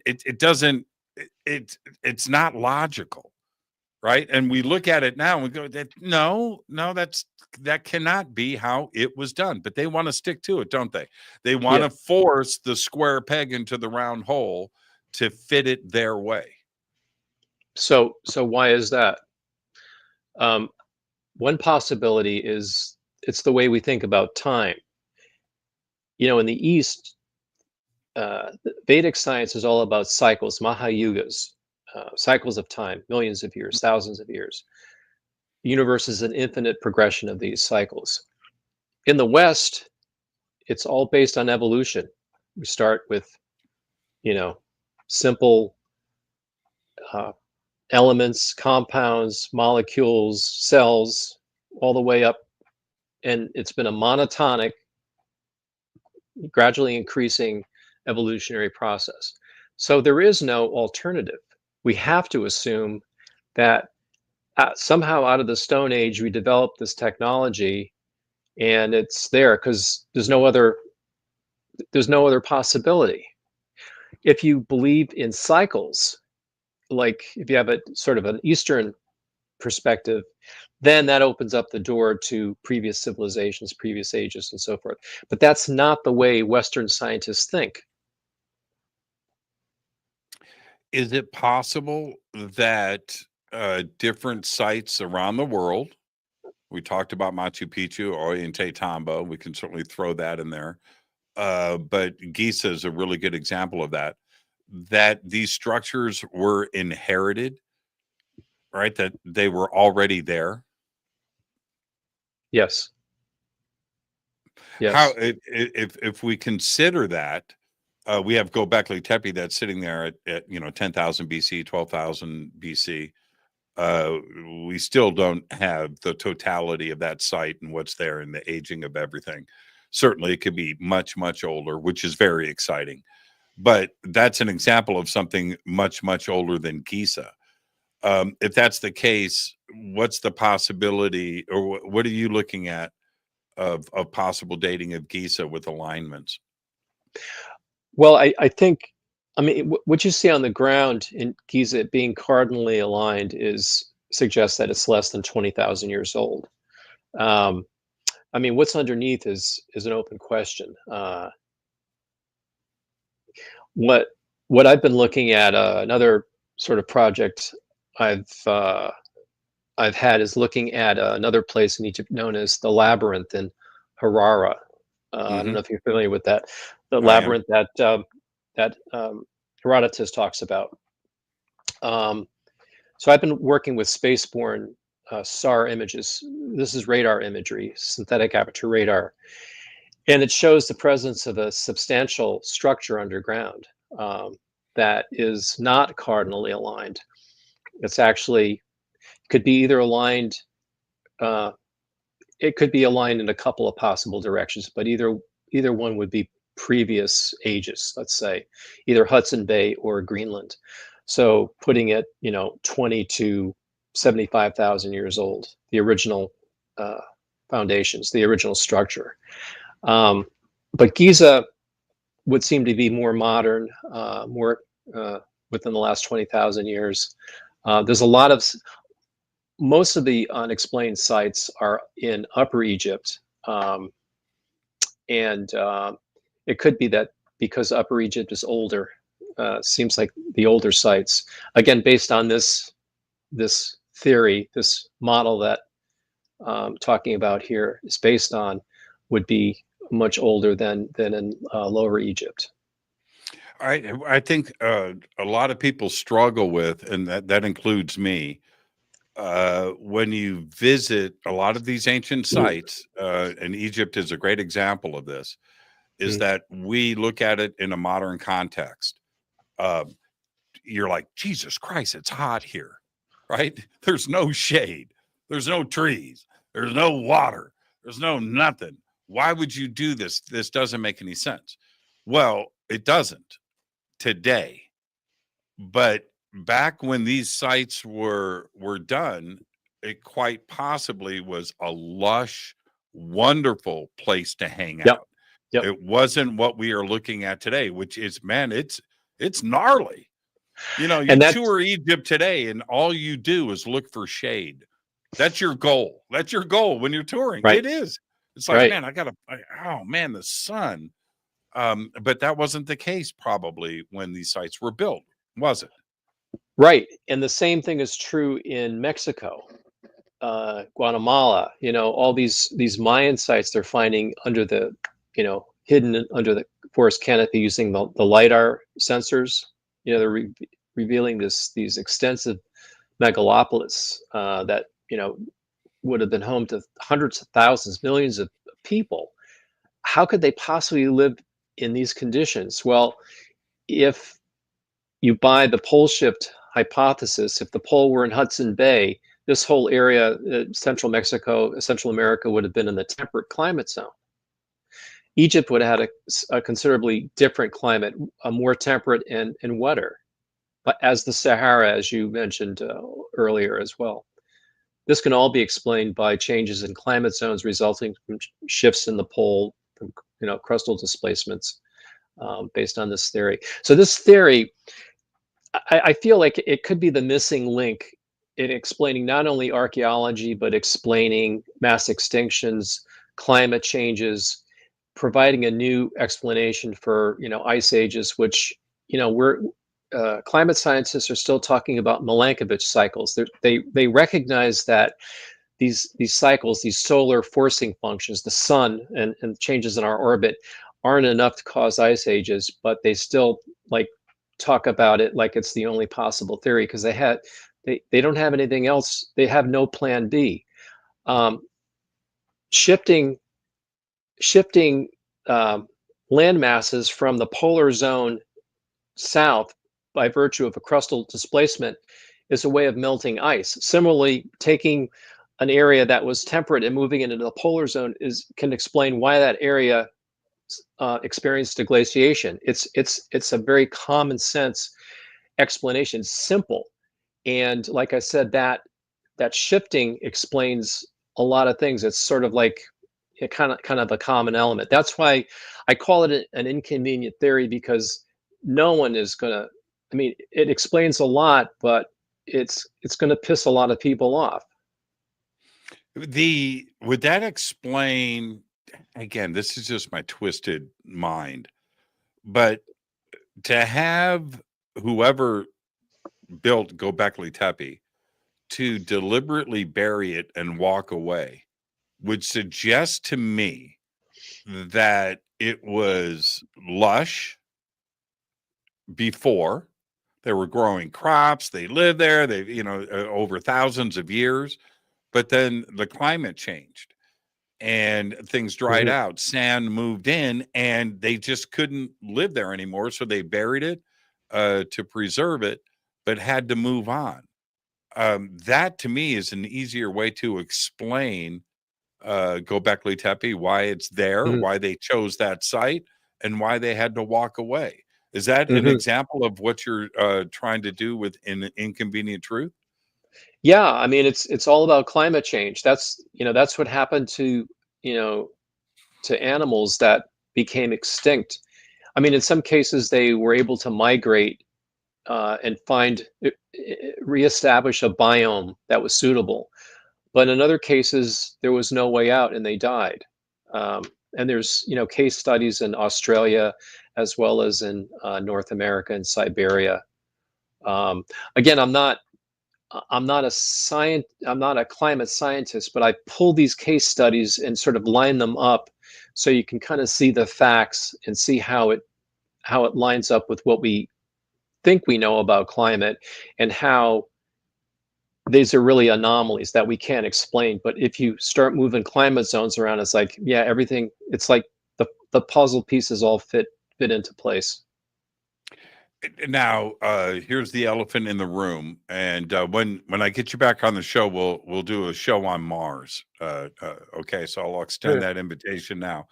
But climate change today, it's such an interesting subject to bring up because everybody's got their opinions and everybody gets really emotional and pissed off and starts fighting about it. Do we actually know what is causing climate change, and can we actually do something about it? Or is space and cosmology and Mother Nature just going to do their thing? Well, I mean, I think the one lesson, what I've learned in the process of doing this research and writing the book, is that it's mostly about CO2. As you add CO2, it traps more heat. That's why Venus is the way it is now. That's why Earth was warmer 50 million years ago than it was now. And why its climate has changed. It's had, glaciations millions of years ago, and then it warmed up, and then it got cold, and it's gone back and forth. It's due in large part due to CO2. Also, plate tectonics, shifts of the crust also, even within the scientific literature, they talk about plate tectonic effects. The true polar wander around the Cambrian explosion, that was also a factor. So, I mean, these are all factors. There's nothing, I don't think there's anything political. Once you, if you, pre-industrial age, I think the politics are gone. I mean, when you're talking Pleistocene, that's pretty apolitical, I think, because that's all climate data collected.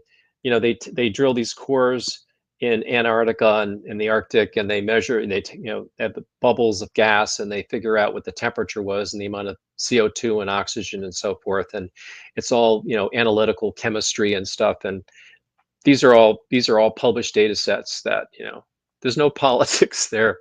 So there's nothing to get. Unless there was a civilization that had a nuclear war, blew up the planet, changed the climate, disappeared, and 50 million years roll by, and there's no evidence of them being around. Yeah, I mean, and some scientists have proposed that. It's called the Silurian hypothesis, that there could have been a hypothetical civilization back, tens of millions of years ago. How would we know that there was once a civilization? And their argument is that it would be based on byproducts. They call them technosignatures. And they're using that strategy now in SETI to look for evidence of life. We're looking at Mars the same way. We're looking at Mars the same way. That's right. Yeah. Yep. There is. Have you checked out Black Mirror, the TV series? No.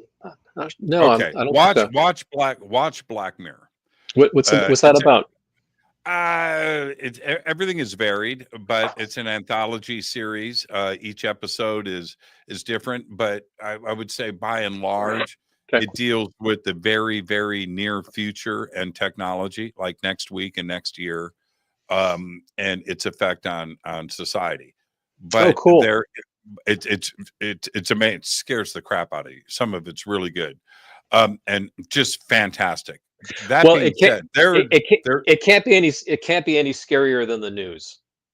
I don't know.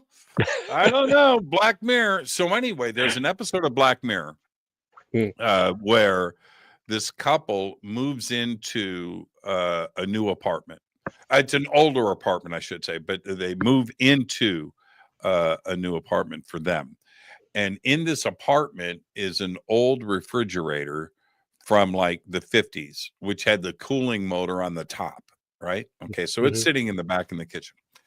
And they're moving in, so they're going to make some cocktails. They need some ice. And I can't remember who plays the husband, a famous actor. So he goes and opens up the refrigerator and opens up the freezer part, and he looks and he sees something. And he looks a little closer, and he's chipping out the ice, and he brings out this ice cube, and in the ice cube is a frozen woolly mammoth, and it's about this big, right? And he looks at it, right? And he's like, "Oh, holy crap!" Okay, so they make their cocktails. The next day, he wakes up and is curious, and he goes and he opens up the refrigerator, and there's a little civilization there. Caveman with a campfire, little tiny dudes, right? But he's looking at him like, "Oh, wow, honey, come and look at this." By the end of the day, they are in the Middle Ages. They've got castles, right? It's all on the ice, right? Little civilization. He wakes up the next day, and it's the Industrial Revolution. It's like, wow. By the end of the day, the next day is the space age. It's like the year 5000 to us, right? They've got flying cars, right? It's all in this in the freezer, right? Mm. The next day he wakes up, they have a nuclear war. They blow themselves up. The next day he wakes up, it's another woolly mammoth. Yeah. And it's cycling through. Yeah. Yeah. And it's just like, it could be that way. Now they're looking at, the micro version of a macro of us. Yeah. And they're looking at it, but the suggestion of that to reset and go back and reset. Yeah, I think it's possible. And I think one day we are going to find that evidence somewhere. And I think a good candidate is Antarctica. Mm-hmm. It wouldn't surprise me. But my claim is that evidence is all around us. All of these sites, hundreds of them across the world that are misaligned, are evidence of those previous civilizations. So a lot of opportunities to explore if we're willing to look. What do you think? Last question. With that, what Gobekli Tepe obviously wasn't enough to change the minds of everybody, and here it is. It's right there. We can see it. We can measure it. It's there. We can visit the site. What is it? What do you think is? What's it going to take to absolutely change the minds of the Neil deGrasse Tysons of the world? It has to be evidence that fits into their worldview. So it would be a site that's, a megalithic site, let's say, that actually has all of the context there, the tools, what people were doing, where they were living, sort of like you find in Egypt, and in a datable sort of context with stratigraphic layers, let's say, that you could date to 50,000 years ago or something like that. So in other words, firsthand physical archaeological evidence, because the kind of stuff we're talking about with climate data, alignments, that sort of thing, it's all circumstantial, right?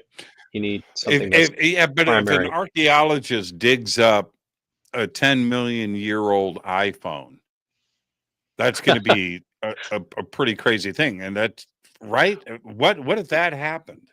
Yeah, but see, the other thing is that we think that this is what advanced technology is, but it may not be.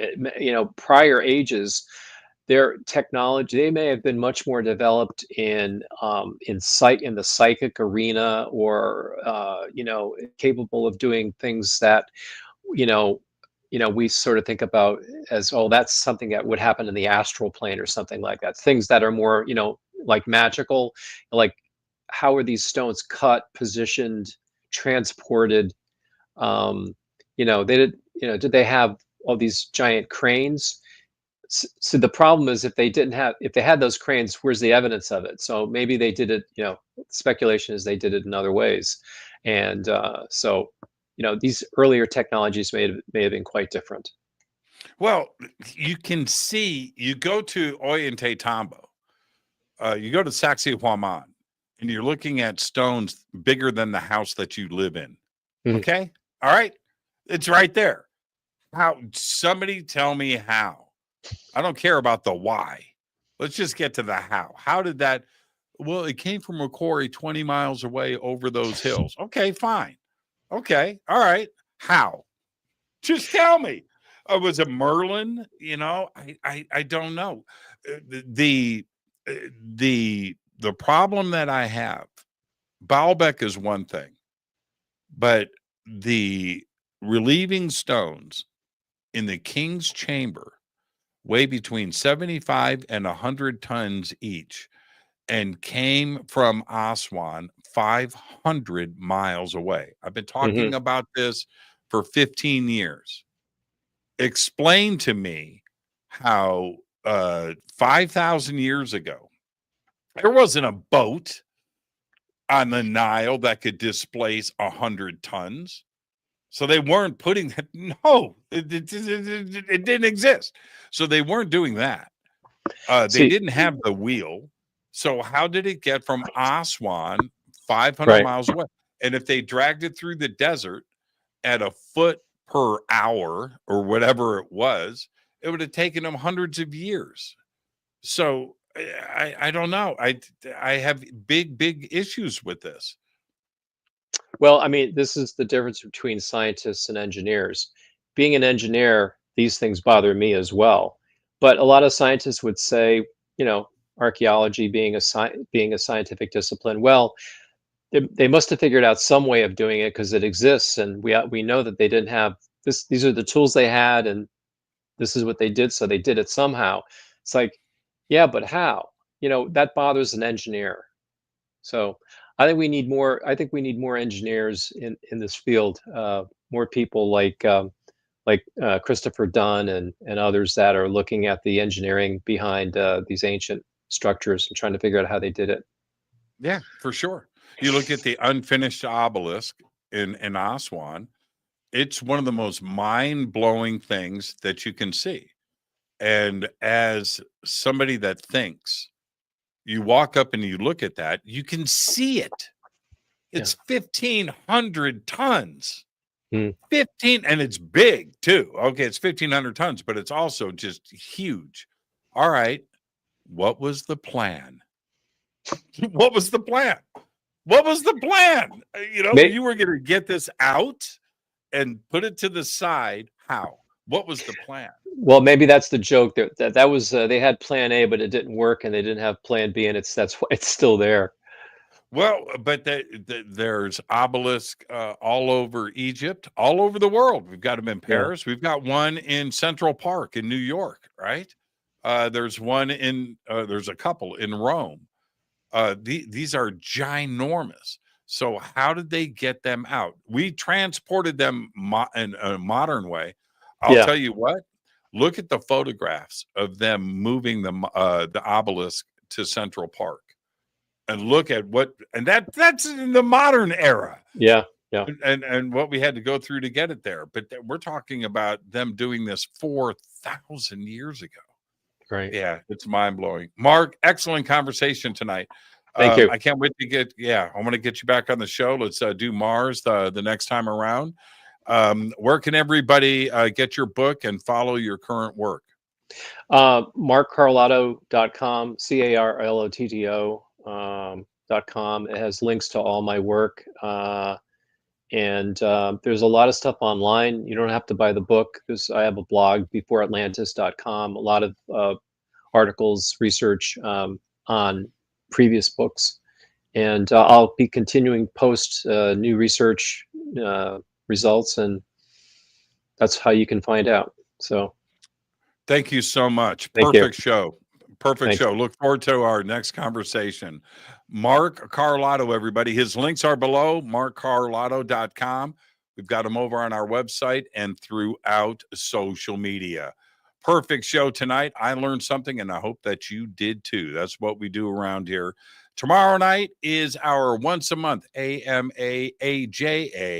where you get to ask me anything. So until tomorrow night, all I've got is Gobeklet. Fade to Black is produced by Hilton J. Palm, Renee Newman, and Michelle Freed. Special thanks to Bill, John, Dex, Jessica, Dennis, and Kevin. Webmaster is Drew the Geek. Music by Doug Aldrich. Intro, Space Boy. Fade to Black is produced by KJCR for the Game Changer Network. This broadcast is owned and copyrighted 2024 by Fade to Black and the Game Changer Network, Inc. It cannot be rebroadcast, downloaded, copied, or used anywhere in the known universe without written permission from Fade to Black or the Game Changer Network. I'm your host, Jimmy Church. Gobeklet.